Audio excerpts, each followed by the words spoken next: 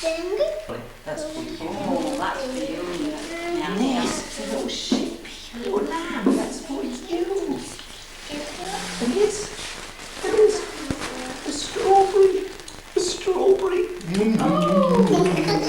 for you. Thank you.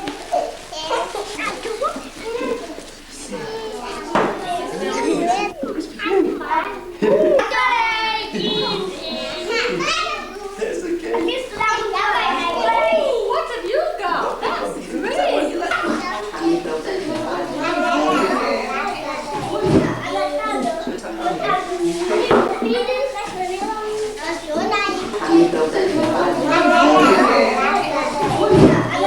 We're not even beginning to touch the need. We really are not. And what's happening is, as we're leaving them with the relatives, they're getting abused and they're getting AIDS and they're getting badly affected. So it's really a real urgent need on my heart at the moment. We've got 13, and it's amazing how God's brought them together. They are lovely little children and they seem to be really happy. My vision is not just to stop at this home. I would love there to be, there's a need for safe houses throughout. I'd love to be able to raise enough money to be able to find folk who are willing to set up an orphanage and run with it, you know, because that's the basic thing, is finances. The one thing that we really do need at the Good Shepherd is funds. You've been in Zimbabwe, you've been in Africa. It shouldn't be this way, but we are all battling, we're all stretched because we all have to help. I mean, we've got folk that will come to us on a daily basis, more than one, that are in dire straits, and we have to help them, giving them food or whatever, money for the doctor.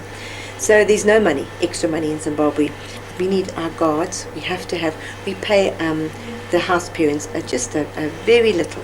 And we need food for the children, and we need the salaries for the administrators, and so we're looking at about 20,000 Zimbabwe dollars that it costs us every month that we have to find, just from the local churches and the local people, to feed and to run the center as we would like. We need folk definitely to oversee the whole lot. The house parents are wonderful, but they need encouragement, they need help. Sometimes they need to take a break. Nurses and teachers and actually even ordinary folk that would be willing just to come in for a week or two just to encourage, play with the children, encourage them, encourage the parents. There's a lot of administrative work as well that we need to actually have an administrator. It would be wonderful to have one employed, that they would take the burden off the house parents of actually going shopping and being responsible for all that money. If you feel I can't do anything, you could come along and just maybe spend a couple of weeks just to relieve the burden, because it is hard, it's difficult. You're dealing with kids that are grieving, you're dealing with children that have sometimes been abandoned, little kiddies that have actually been badly treated by their relatives, which we have 3. Our 3 little ones, Anyway, No More and Gift, they were very badly treated by their relatives, and they have to get over that. So there's so much that folk can do. This is what I feel at the moment is such a need, a great need. My both parents live here in Chinhoyi, and they went to Chinhoyi, and I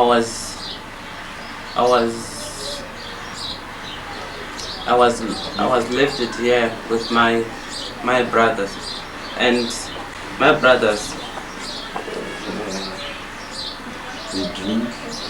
they drink and doing bad things. Both of my parents passed away, so then I meet Derek and Ore. I talked to them and I told them my problems.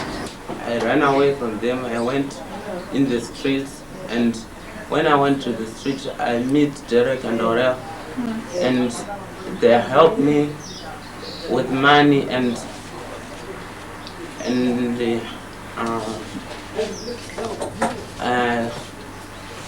they told me about God. So Derek and Ore, when he took me and helped me with the money and the food. They helped me with the money and said they want to to pay me for school fees and for the school fees. And then they said, they talked to me. Then they said, do you want to live with someone else? Then I said yes. When I'm grown up, I want to be a minister in the church. And now I'm living with Ishi, and they help me very much, and I thank them for that. And now I'm doing my grade 7 at my primary school, and I'm happy with that. And when I finish my school, I would like to be a doctor. We can see here what can be achieved for children with a support service and safe house such as the one run by the Good Shepherd Centre. But as teenagers, many still have a great need for continued support to ease them into adulthood. Here in Mangura, Kevin and Susan Fry have started a project which could guide teenagers onto a happy and successful path through life, a project which the Good Shepherd Centre are keeping very close links with.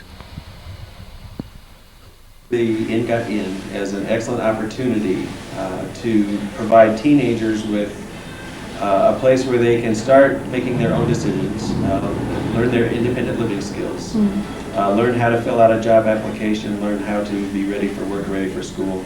It allows them to finish high school here in Mangura, where there is a high school. We don't have that option in Doma.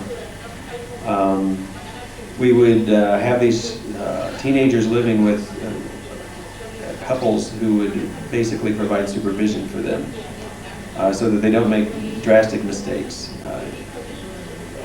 But it's, it's a tremendous opportunity. We have worked with Aurel at Good Shepherd Orphanage and talked with her about if we can get this facility and get it renovated, then she has a place for teenagers to go.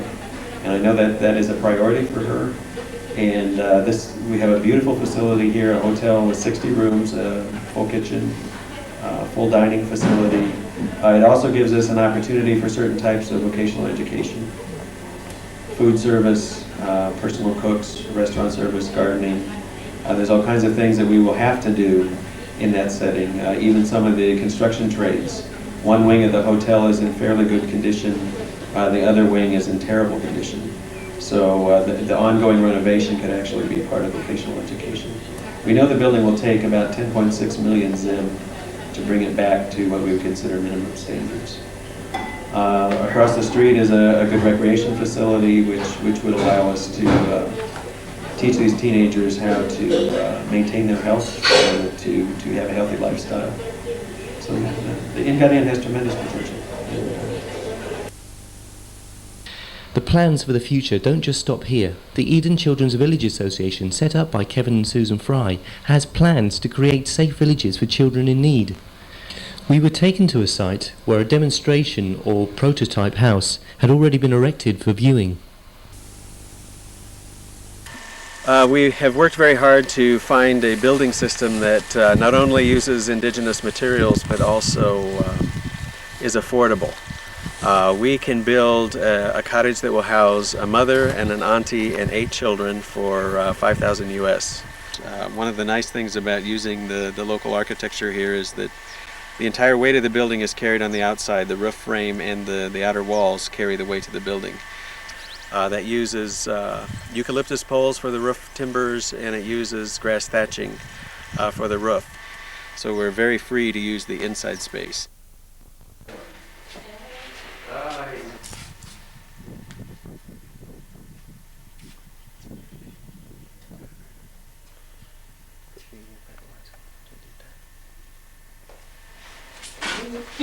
Just look out there, he is filming. Yeah, he's filming.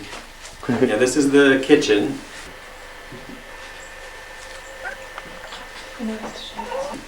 It has a one-room shower off the kitchen, and it has a storage room that can double as a bathroom and toilet. We've looked into composting toilets, and we've looked into Blair toilets. A Blair toilet, which is outside, we can build for about 1/10 of the cost of a composting toilet. So then we have 2 bedrooms, a larger bedroom for the mother and auntie, and then a smaller bedroom for children. We use a sleeping loft for the bulk of the children, and we use flame retardant and smoke alarms in those sleeping spaces. But it allows us to build a very compact and a very affordable cottage that any church or social organization can afford to build, and take some ownership in that, and have some input in a child's life. After the children have progressed through the Eden village and onto the Ingot Inn, Kevin and Susan Fry's vision is to give each and every person an opportunity to learn a trade. For the boys here in Doma, we'll focus on the agricultural side of things. In Mangura, we could actually go into mechanics and some of the diesel mechanics, truck driving, that kind of thing, which also serves the local farming community. For the girls, we have the sewing business. This is sewing production. It will have work tables all the way around the outside edge. If we find that we can really sell the overalls to the farmers like they say we can, we would probably have 20 full-time sewers like this all the time, and maybe another 20 that's in training, so that we could build up to 40. That can be sewing, knitting, crocheting. We're trying to develop overseas markets for some of the fabric crafts and fabric art, so that we're always trying to increase the options. And the sewing is a good one. It's one that if they don't stay with us, they'll know enough to have their own business later. There are still many examples of orphanages only being able to take 1 or 2 children from a list of 20 times as long. But with projects and people such as the ones mentioned in this film, there is hope, there is a light at the end of the tunnel. But they do need help.